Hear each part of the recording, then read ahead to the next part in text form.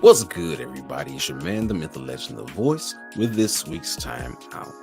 This is where we take a step back and assess the game of life, looking to God for strategies to bring us true success. This week's thought: franchise player. Aaliyah Boston, Connor Bedard, Tyrese Spicer, Bryce Young, Paul Skenes, and Victor Wembanyama. What do all these athletes have in common? They were the number one draft pick overall in their respective leagues in 2023. To get the number one pick overall means that you were pretty bad the previous season. That, or you made a phenomenal trade with a bad team in recent history. Getting this pick is so important and so intriguing that there are often hour-long shows about which team will get the opportunity to pick first.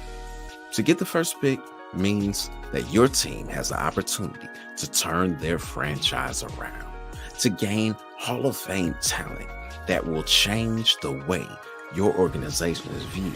Peyton Manning, John Elway, and Troy Aikman led the Colts, Broncos, and Cowboys to prominence in the NFL. The same impact that LeBron's Cavs, Kareem's Bucks, and Shaq's Magic teams had on the NBA. When you think of these organizations, you think of the impact that these players made. That's what makes this pick so coveted. It's the hope of a better day that comes with it. Now, in our world, the Christmas season kicks off with Black Friday. We look for the best deals to fulfill our obligations, to get not just gifts, but the most coveted ones for our family, friends, and coworkers. Giving gifts and being charitable is what the spirit of Christmas is displayed as in our world. Like so many things, though, the enemy has kept just enough of the truth and twisted the rest to misdirect our focus away from God and onto Him. In Matthew chapter 12, verse 30, Jesus said, "Whoever is not with me is against me, and whoever does not gather with me scatters." Bumpy Johnson may have given away turkeys at Thanksgiving, but how many families, communities, and generations were destroyed by what he did with the other 364 days in the year? So it's important that our focus in this broken world and during this time is on why we celebrate this time of year. Why is Jesus' birth so important in the life of a believer? It's because it's the fulfillment of the promise. God's promise to Eve in the garden.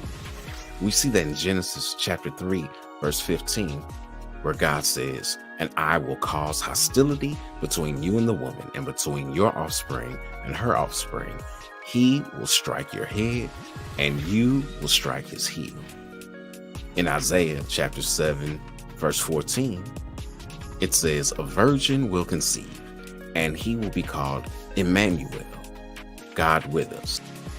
If you look at it the way that it's supposed to be said, it's with us, God. Jesus is the key that reconciles us, and God doesn't even want a word between us and Him. When we look at Joseph, the Passover, Abigail, Jonah, and Isaac, all of these were types and shadows. Jesus, He's the real thing. He is the promise. Christmas is not about the items that we get, whether it be tools, clothes, jewelry, a car even, or electronics. It's about celebrating the greatest gift of all: fellowship with the Creator. The selfless gift to restore what we destroyed. Not only did Jesus die for us, but He lived to provide the perfect example of how we should live. Satan, the Antichrist, said to Jesus, "I'll give you everything if you worship me." And he says the same thing to mankind, where Jesus gave up everything so that you and I could worship Him. So here's the play. The promise is why we celebrate. Jesus came to take away the sins of the world. If we believe in Him, we can receive this gift that changes more than a team, more than a city. This gift changes the world. It's your man, the myth, the legend, the voice, with this week's timeout. Happy holidays to all, and Merry Christmas from MTMV Sports. Until next time, ready, break.